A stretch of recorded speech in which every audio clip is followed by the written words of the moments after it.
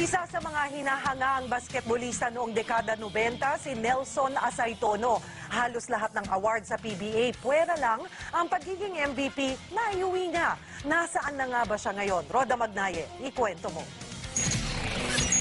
Probinsyano at Tubong Mindoro ang itinuturing na isa sa pinakamagaling na manlalaro ng PBA, si Nelson Asaytono.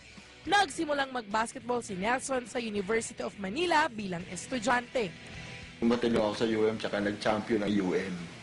Wow! 10 pesos lang. Taong 1989 nang makapasok siya sa Pure Foods.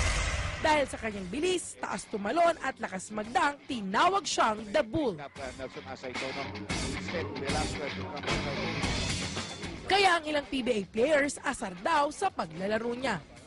April 7, 2005 nang gawin ni Nelson pang 12,268 point niya. Pang-pito sa may pinakamaraming nagawang puntos sa PBA. Actually, halos lahat ng award nakuha ko na eh. No? Ang isa lang talaga ang hindi ko nakuha, yung MVP. Sa paglipas ng panahon, tuluyang nagbago ang ikot ng bola sa buhay ni Nelson.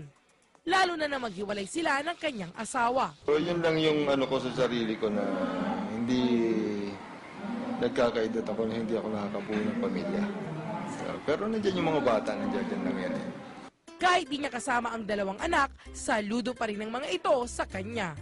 Super nice niya talaga. Dito at home and everything. Full-time employee sa isang networking company sa Ortigas, si Asaytono.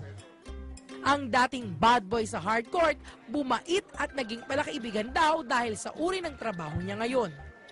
Saka nakikita ko doon sa ibang tao na hindi nga kilala, nakakakuha sila ng customer nila. Sabi ko, ako pa kaya na, ako na yung tinatawag, ako na yung linalapitan. So, mas madali akong makakuha ng tao.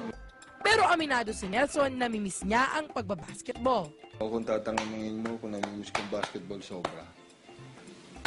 Kaya lang, hindi na natin pwedeng ibalik yung kahapon eh, di ba? Na-foul man sa ilang aspeto sa buhay si Nelson The Bull Asaytono, tuloy pa rin ang pagsugod sa mga hamon tulad ng isang toro. Roda Magnaye, News 5.